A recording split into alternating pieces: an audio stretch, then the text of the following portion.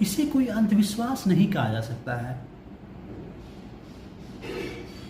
या तो कहिए, अगर किसी व्यक्ति के शरीर में 7 गोलियां मार दी जाए और फिर मृत्यु के आगोश से वापस आकर वो जीवन में अप्रत्याशित सफलता हासिल करता है, तो आप क्या कहिएगा? नमस्कार, मैं पीयूष कुमार, आप देख रहे हैं होनहार बिहार। जी हाँ, मैं बात करना चाहता हूँ उत्तर प्रदेश, पश्चिमी उत्तर प्रदेश के रहने वाले रिंकू राही का।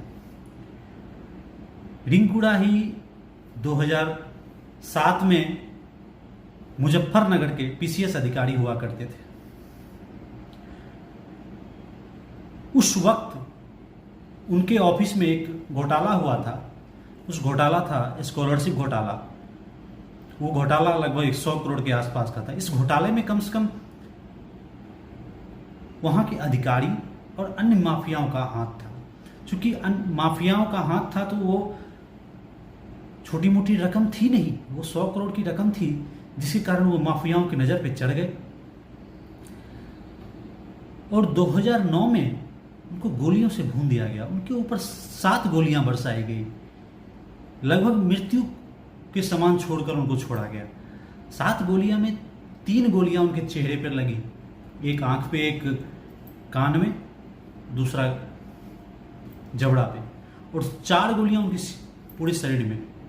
समझ सकते हैं आप लोग क्या बीता होगा उस व्यक्ति के जिस समय उन पर गोलियां बरसाई गई थी। उसमें उनकी उम्र 25 साल थी। इस गोली लगने के बाद वो 4 महीने हॉस्पिटल में रहे, अस्पताल में। जब वो अस्पताल में गए, वापस लौटे, तो उन्होंने लीव का एप्लीकेशन दिया, लीव जो कि वो रिजेक्ट कर दिया गया उस समय के सरकार के द्वारा। उस समय बसपा की सरकार थी। इनकी दुखदाई जो है यहीं पर नहीं रुकी, और भी आगे बढ़ती गई। चूंकि आने वाली सरकार भी इनके ऊपर कोई ध्यान नहीं दिया, बर्बरतापूर्वक ही इनके साथ व्यवहार किया गया। रिंकू राही एक बहुत ही अच्छे व्यक्ति थे। चूंकि रिंकू राही चाहते तो बदला ले सकते थे माफिया बन के, लेकिन एक सच्चा अधिकारी, अपने नैतिक जीवन में अपने उसूलों के चलने वाले अधिकारी थे। उन्होंने प्रशासनिक पढ़ाई करके अपने शक्ति को बढ़ाने का कोशिश किया। चाहते तो माफिया बन के वो लोगों को कुछ ना कुछ कर सकते थे, लेकिन उन्होंने ऐसा नहीं किया। इस बार 683वां अंक लाके वो पूरा उत्तर प्रदेश में, पूरे देश का नाम रोशन किया, पूरे उत्तर प्रदेश का नाम रोशन किया। हम चाहते हैं कि उनसे जितने भी युवा हैं उनसे सबक लें। आखिर कैसे विषम परिस्थितियों में भी विषम परिस्थितियों का भी सामना करके आगे बढ़ा जा सकता है। चूंकि रिंकू राही यहीं पर नहीं रुके,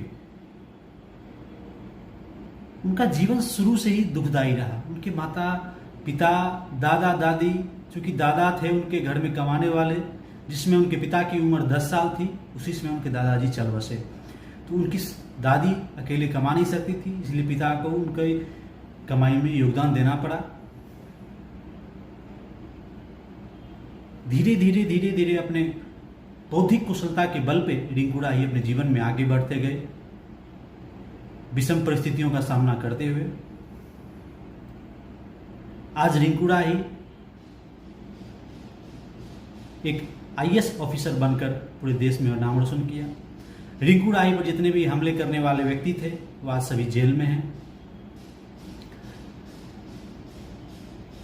इस कहानी से हमें यही प्रेरणा मिलती है, व्यक्ति के जीवन में अगर कितनी भी प्रकार की विषम परिस्थितियां आए, गलत रास्ते पे कभी ना जाए। और हर युवाओं को रिंकू राही जैसे ऑफिसर युवा के से प्रेरणा लेनी चाहिए। जो हमेशा सोच समझ के सही रास्ते का चुनाव किए, जीवन में संघर्षों के पथ पर चलकर अपनी रेखा खींची है। नमस्कार।